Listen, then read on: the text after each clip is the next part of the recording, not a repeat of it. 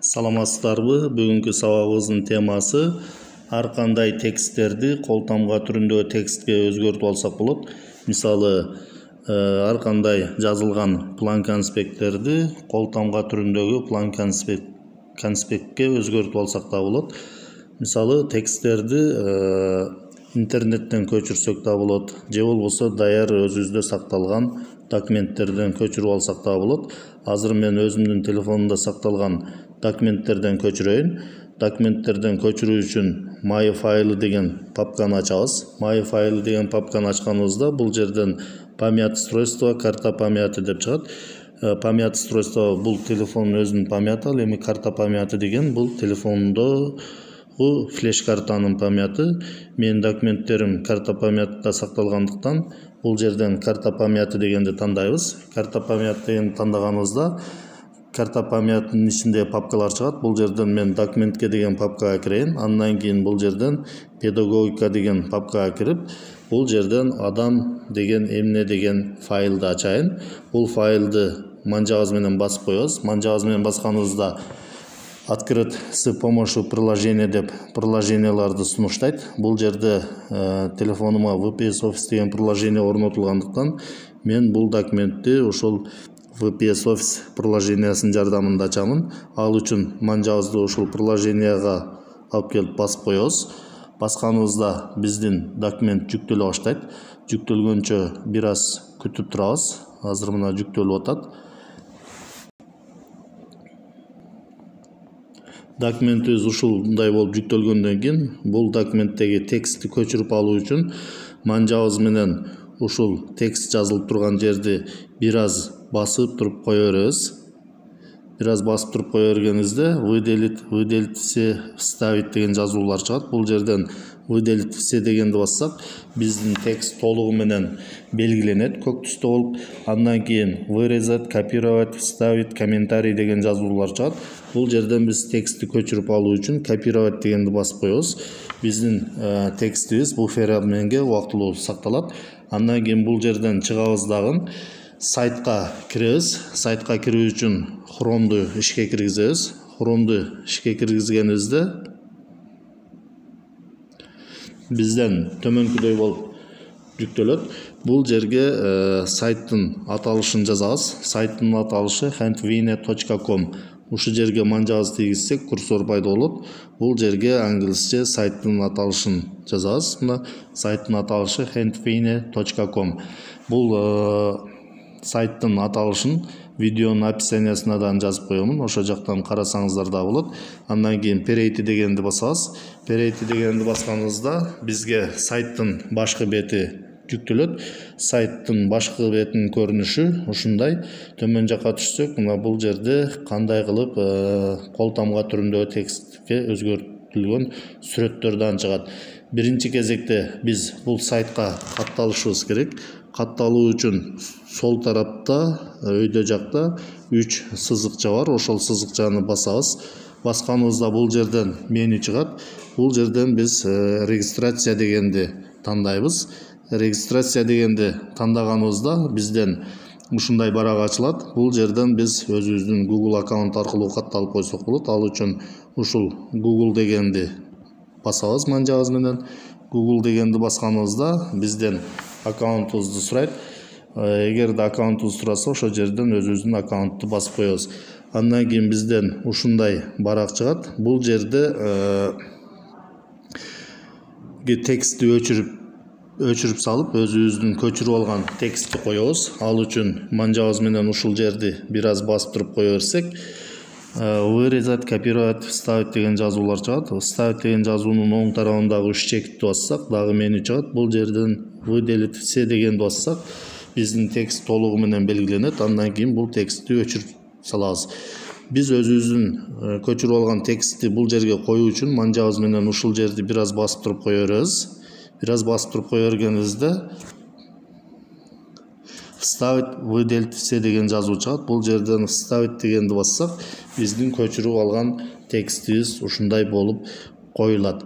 Эми бул жакта, төмөн жакта настройки печати деген бар. Отступ слева деген жерде 22 мм деп турат. Биз бул жерлерди өзгөртүп алсак болот. Ал үчүн манжабыз менен ошол жазуу турган жерди бассак, курсор пайда болот. Экини өчүрүп туруп 25 деп койсок, демек барактын сол тарабынан 25 мм калтырат. Башкача айтканда 2,5 см. Ал эми отступ справа дегенди 15 мм дейли, экини өчүрүп туруп 15 деп жазабыз. Демек 1,5 см калат. Өйдө жактан дагы ушундай кылып 15 мм калтырабыз.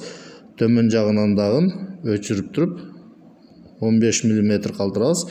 Эми төмөн жака түшсөк, бул жакта настройки заднего фона тетради деп турат. Бул жерде барактын арткы фонуна ушундай тетрадтын фондорун койсок болот. Бирок биз азыр бесплатный контент иштетип аткандыктан бул фондор бизде иштебейт. Эгерде бул фондорду иштетебиз десек, анда биз платный контентти сатып алганга туура келет. Бесплатный контентти иштеткенибизде биздин барагыбыз снежоктой эле ак түстө болот. Эми биз текстти, ушул текстти колтамга түрүндө текстке өзгөртүү үчүн экранды сол тарапка сүрөбүз. Сол тарапка сүрсөк, ушундай шаблон чыгат. Төмөнүрөөк түшсөк, бул жерде создать конспект деген жазуу бар, баскыч бар. Ошол создать конспект деген баскычты басабыз.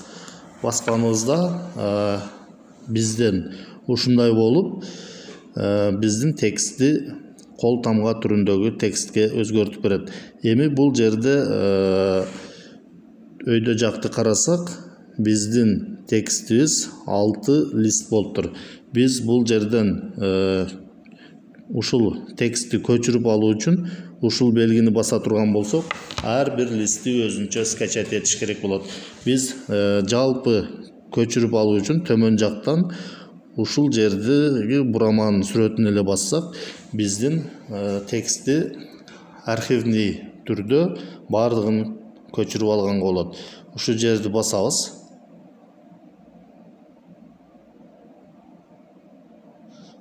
Басканыбызда скачать этиле баштайт.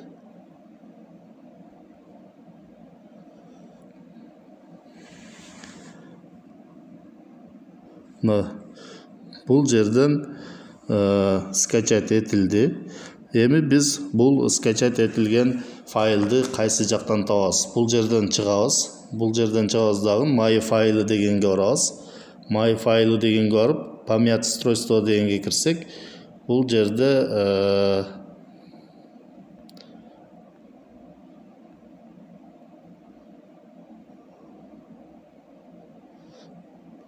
же болбосо download деген папкага киребиз. Азыр бул жерде My файлы. Бул жерден download деген папкага киребиз. Бул загрузка деген папка. Ушул папканы ачабыз. Папканы ачсак, бул жерде ушундай папка бар. Бул папканы дагы ачабыз. Папканы ачсак, бизден ушундай болуп чыгат. Бул жерден извлечь деген жазууну басабыз. Извлечь деген жазууну басканыбызда бизден ушундай болуп чыгат. Азыр бул жерде биз тексттерди көрсөк болот. Мисалы, биринчи баракты, биринчи страницаны ачып көрөлү. Биринчи страницаны ачсак, мына биздин текстти ушундай кылып кол тамга түрүндөгү текстке айландырып берди. Мисалы, бул жерде адам, киши деп турат. Жердеги тирүү организмдердин ичинен өзүнүн өрчүп өсүшүндө эң жогорку баскычка жеткен коомдук тарыхый ишмердүүлүктүн жана маданияттын жаратуучусу жана ээси деп. Ушундай кылып тексттерди кол тамга түрүндө өзгөртүп алып туруп, бул тексттерди WhatsApp менен же ар кандай мессенджерлер аркылуу жөнөтүп койсок болот. Ал үчүн бул тексттерди белгилөө үчүн манжабыз менен бир аз басып туруп кое берсек белгиленет. Калгандан кошо белгилеп туруп, бул жерден поделиться дегенди басып туруп, WhatsApp же жана башка группаларга жөнөтүп койсок болот. ушундай кылып тексттерди кол тамга түрүндөгү текстке өзгөртүп алсак болот.